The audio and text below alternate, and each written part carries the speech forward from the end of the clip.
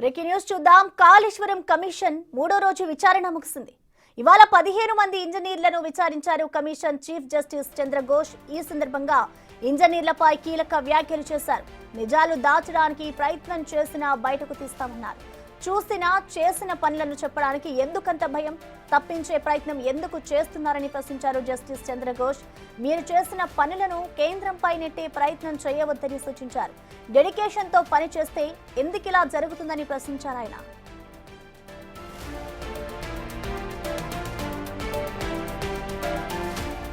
ఈ రోజు hydrology department కు సంబంధించిన ఇద్దరు సిఈలతో కలిపి దాదాపు 90 మంది ఇంజనీర్లను విచారించింది కాళేశ్వరం కమిషన్. సుందిల్లా, అన్నారం బ్యారేజీల ఏఈఈ, ఎస్సీ, డిఈలను విచారించింది కమిషన్. సోమవారం నుంచి తిరిగి కమిషన్ విచారణ ప్రారంభం కానుంది.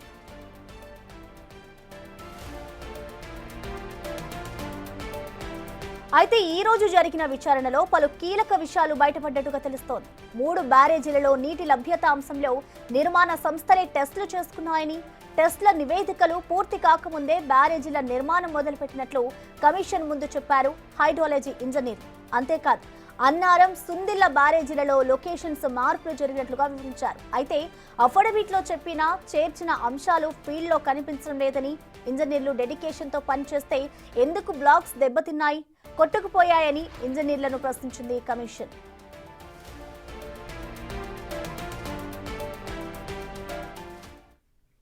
దీనికి సంబంధించిన కంప్లీట్ డీటెయిల్స్ ని మా ప్రతినిధి వెంకట్ అందిస్తారు. వెంకట్, చెప్పండి. దాదాపు 3 రోజుల పాటు కూడా ఇటు కాళేశ్వరం కమిషన్ అయితే విచారణకు ఆదేశించింది.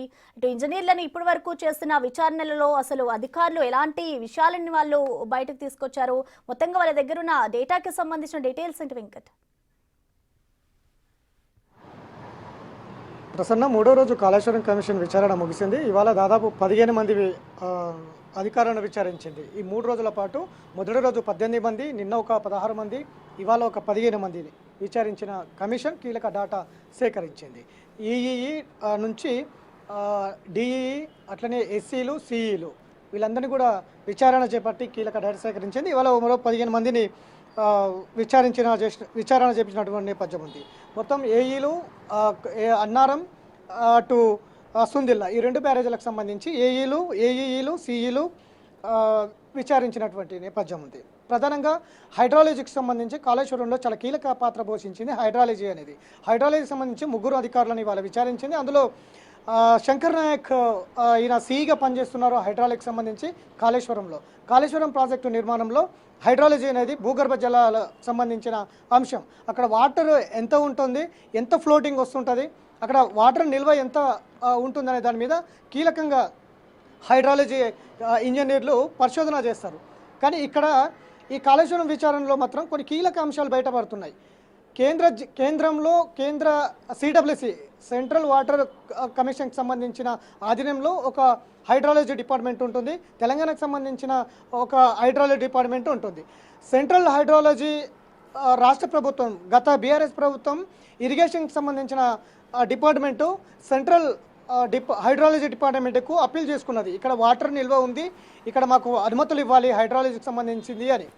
అప్పటికే తుమ్మిడిహెట్టి నుంచి మేడిగడ్డకు ప్రాజెక్టు లొకేషన్ మార్చిన తర్వాత కూడా సెంట్రల్ సిడబ్ల్యూసికి సంబంధించిన హైడ్రాలజీ విభాగం అక్కడ నీటి నిల్వ, మేడిగడ్డ దగ్గర నీటి నిల్వ ఉంది, ఫ్లోటింగ్ ఎంత, ఫ్లోటింగ్ వచ్చినప్పుడు ప్రాజెక్టు నిర్మాణం వైఫల్యం చెందకుండా ఉంటుందా, గేట్లు మూస్తే ఏ విధంగా ఉంటుంది, గేట్లు తెరిస్తే ఏ విధంగా ఉంటుంది, వాటర్ ఫ్లోటింగ్ అనే దాని మీద అనేది పూర్తి స్థాయిలో అనుమతులు ఇచ్చింది. కానీ రాష్ట్రానికి సంబంధించిన హైడ్రాలజీ డిపార్ట్మెంట్ మాత్రం ఇందులో జీరో, అంటే ఇక్కడ ఇట్లా ఎలాంటి ఇన్వెస్టిగేషన్ చేయలేదు. అక్కడ నీటి సాంద్రత ఎంత ఉంటుంది, నీరు ఏ విధంగా ఉంటుంది అక్కడ భూగర్భ జలాలకు సంబంధించి మేడిగడ్డ దగ్గర అనే అంశంలో ప్రాజెక్టు నిర్మాణం తర్వాత అధికారులు అక్కడికి వెళ్ళినారు.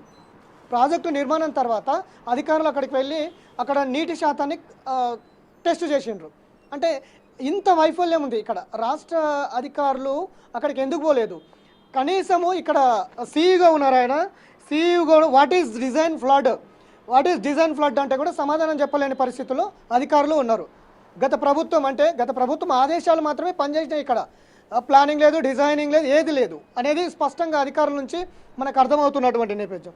What is design flood? ఒక 5 క్వశ్చన్లకు దాదాపు 2 గంటల సమయం తీసుకున్నాడు అధికారి.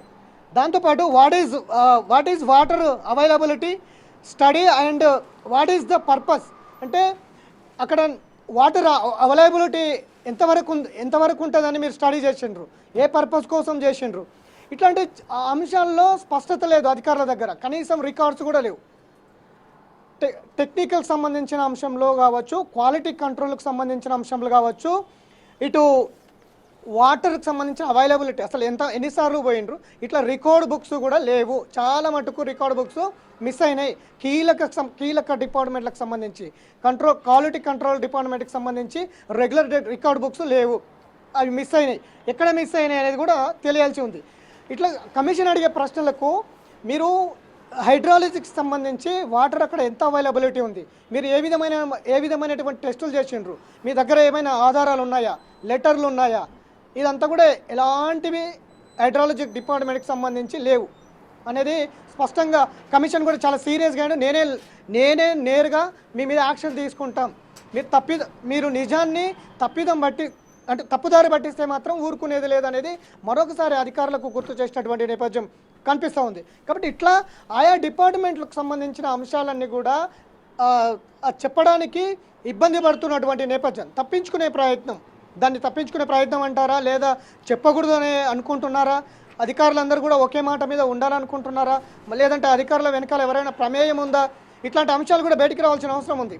ఇప్పుడు దాదాపు విచారిస్తున్నటువంటి నేపథ్యం కమిషన్కే తలనొప్పిగా మారినటువంటి నేపథ్యం ఉంది. ఎవరు సరైన సమాధానాలు చెప్పట్లేదు, ఎవరు కూడా రికార్డ్ బుక్స్ కూడా కరెక్ట్ చూపించడం లేదు.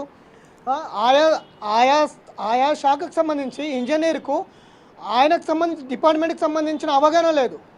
హైడ్రాలజీ అంటే ఏంటి, దాని మీద ఏ విధమైనటువంటి గ్రౌండ్లోకి వెళ్ళి మీరు రీసెర్చ్ చేసినారంటే ఒక స్పష్టత లేదు. ఫ్లడ్స్ ఏ విధంగా వస్తాయి, గేట్లు తెరిస్తే ఏ విధంగా ఉంటాయి, ఎంత ఫ్లోటింగ్ వస్తుంది అనేది ఒక స్పష్టత లేదు. నిర్మాణం తర్వాత అక్కడ ఉన్న వాటర్ భూగర్భ జలాల మీద రీసెర్చ్ చేయడం కరెక్టేనా అంటే కూడా సమాధానం లేదు. పై అథారిటీ చెప్పారు. ఎస్ వెంకట్, దాదాపు ఇప్పటి వరకైతే అధికారులు ఎంతమందిని విచారించారు ఇంజనీర్లని, అలాగే ఇప్పటి వరకు ఏదైతే అధికారులు అడిగిన ప్రశ్నలకి ఇటు ఇంజనీర్లు కూడా పొంతనలేని సమాధానాలు చెప్పారు కదా, మరి మరొకసారి ఏదైతే సోమవారం విచారణ జరగబోతుందో అప్పుడు మళ్ళీ ఒకసారి వీటన్నిటిని పరిగణలో తీసుకుని విచారణ చేస్తారనుకోవచ్చా?